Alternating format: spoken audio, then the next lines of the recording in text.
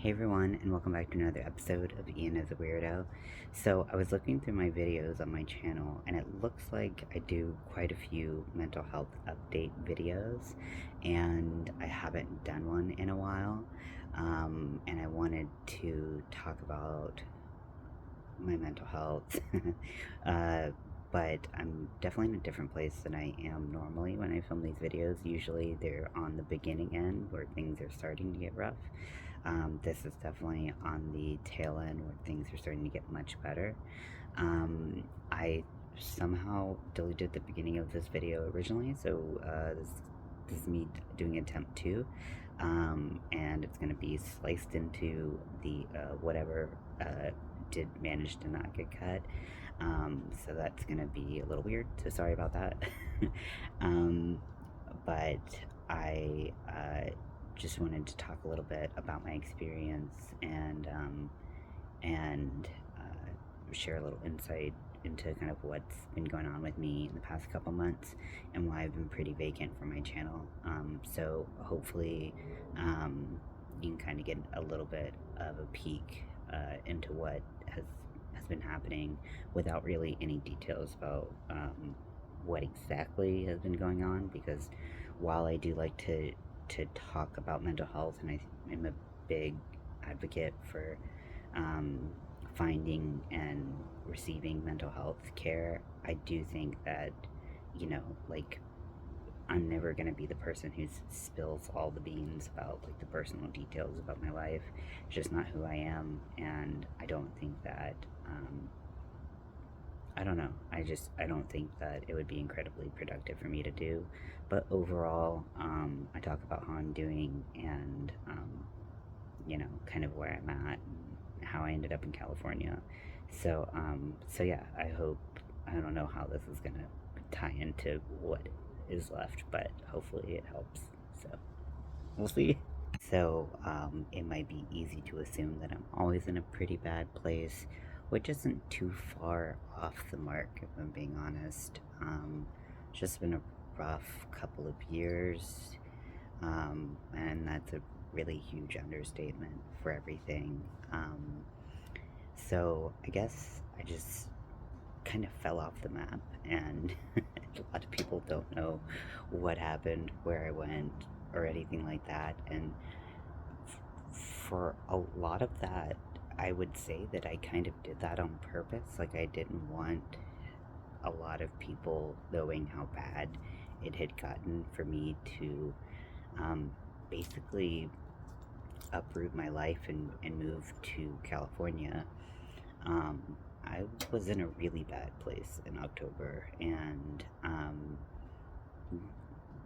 you know, among the worst that I've been in a very long time. And I needed help and needed to get it and was ready to get it.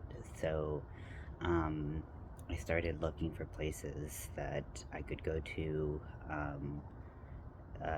like, just, in case you're not familiar with the mental health care system here in America, like, there are higher levels of care. So, there's outpatient, so you could see a therapist, or you could see a psychiatrist, and then further up from that, there's kind of three kind of standard levels of care in that higher level of care place, and there's bigger long-term ones, but in the three that I mentioned, these are the ones I've been cycling through for the past couple of years.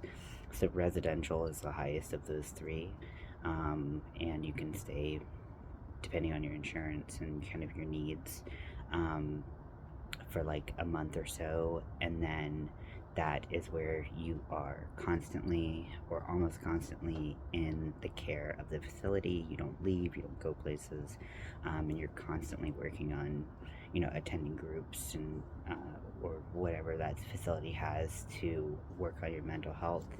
And then there's a step down from that, which is PHP, or partial hospitalization, um, which would require you typically to attend a certain number of classes a week.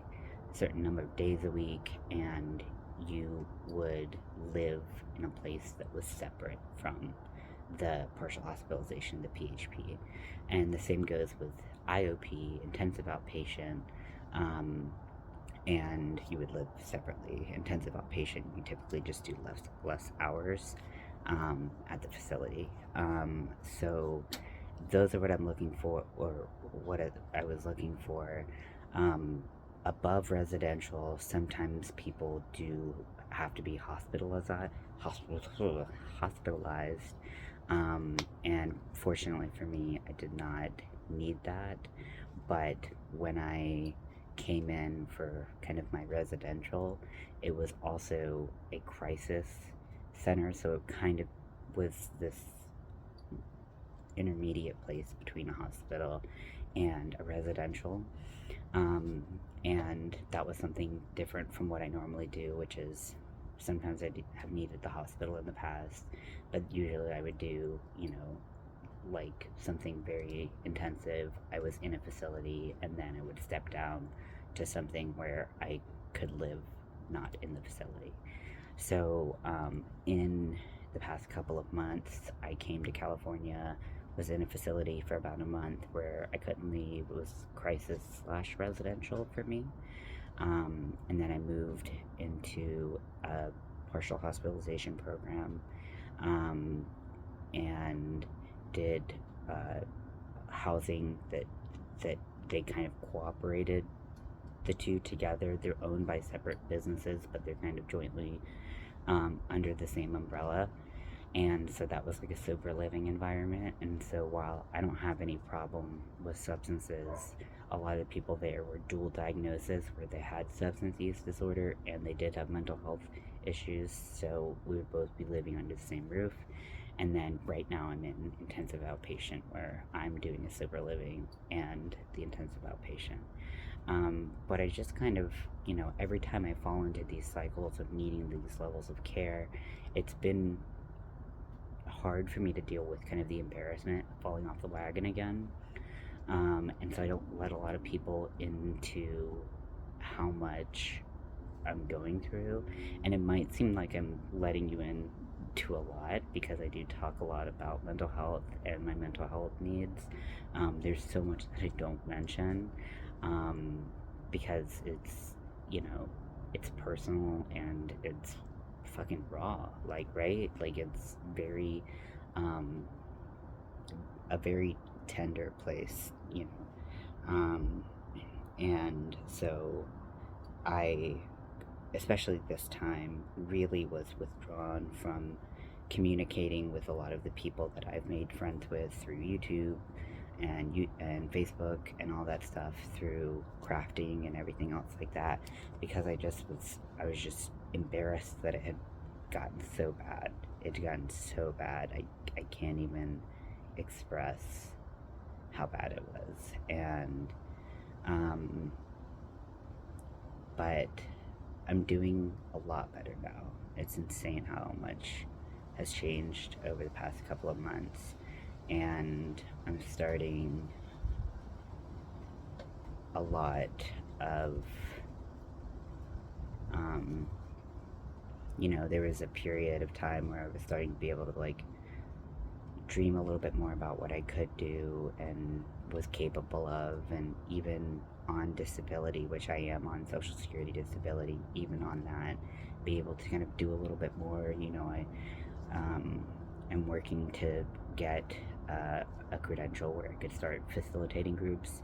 And you might be like, in these types of places, and you might be like, well, why would someone like you be qualified ever to talk to people like that? And it's because I've been on the other side. I've been there. I've been in those groups. Like, I know what worked for me and what was absolutely just felt like bullshit. So I think I'm pretty qualified in that aspect. It's just making sure that I'm saying as much of the right thing as possible, which sometimes, So I started to think about that, and started to think about a life in California, and building back up, like, doing makeup again because that was something that I was really passionate about for a really long time, and I've always loved makeup. And I'm in LA now. Like, honestly, there's no better place to find clients to do makeup. However, it's super hard to get your foot in the door in any makeup industry, in any kind of freelance gig economy. It's always a little challenging, especially to get your foot in the door. So, still working on that, but I started to think like, oh, I could, have side gigs where I do this or that. And then crocheting, I haven't had any want or desire to crochet in a while, and then now it's like kind of come back full force, and like I want to crochet, and that feels really nice to have motivation to do things. um, and I you know have been excited about those things. I've had a rough couple of weeks that have kind of piled up, and you know, not feeling my best this very moment, but it's definitely a far cry from where I was at the beginning of October. So I just have to take the good with the bad in that aspect. And then also figuring out like living situations and stuff like that are things that a lot of people my age don't have to think about because they're able to take care of themselves in ways that I'm too disabled to do. And you might be able to look and watch and be able to be like, hey, you're able to put two sentences together, you should be able to do things that non-disabled people can do. But unfortunately, that's just not how disability works. Someone can not look disabled, someone cannot act disabled by your definition, but still be disabled. It's not for you to decide. And so I still have all of that going on, even in the times where I'm doing well. Um, but I guess I wanted to put this video up because I was looking at my past videos, and I've done a lot of mental health updates, but a lot of them have been when I'm in a pretty bad place, or kind of going down the path of I know I'm gonna start like isolating and not talking to people about it. Um, or I try to communicate how bad I'm feeling, but I just can't get the words right. And um, yeah, so I'm gonna be trying to make videos and do makeup and pursue potentially this, credentialing, but it it's still pretty daunting.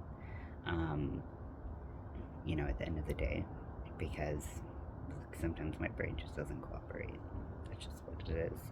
And there's a acceptance piece that I think sometimes people view accepting something for what it is, like, hey, my brain doesn't cooperate sometimes and I have to work around that, and giving up. Some people confuse the two. It's not me giving up when I say sometimes my brain just doesn't do things, or it's not me being like reluctant or lazy and not trying to do things. Just sometimes it just doesn't work. And I've got to roll with the punches, unfortunately. But I'm going to try to be on YouTube more, socialize more, both online and in person, because I think both those things have been really key in my mental health journey and bringing me out of bad situations. So, yeah, uh, doing all right, all things considered, but always vigilant for any signs that things could not be going right and things could be going down the drain really fast. So I hope you all are doing well. I've missed hanging out with you all. I'm hoping to stream more, and get back into doing things like, uh, like I'd like to do more stitch tutorials and stuff like that, and all the stuff that I was doing going into this, but I'm in a space currently where I just don't have a lot of space to do a lot of things. So we'll really have to see what shakes out, because I just don't have the space and the money and the capability to do a lot of the things I was doing before I stopped streaming and started getting into a really bad place, earlier, well, in like October-ish of last year. But I hope you all are doing well, and I always just appreciate that I can talk about things like this on my channel and find a lot of love and support. And uh, you know, even when there's people who, aren't being loving and supporting, it's such a fucking small, you know, nothing, really. It's just this what it is. So I don't know if that makes any sense, but I just appreciate you all being supportive of me. And I hope that you know that if you're not going through a great time mentally right now, that there are resources out there for you, no matter what you make, no matter what insurance you have, no matter what things that you're dealing with. There are resources out there, and and if you ever want it, help, like, looking for them, I'm more than happy, because I've, even outside of the US, maybe I can suggest places to start that might be out there, because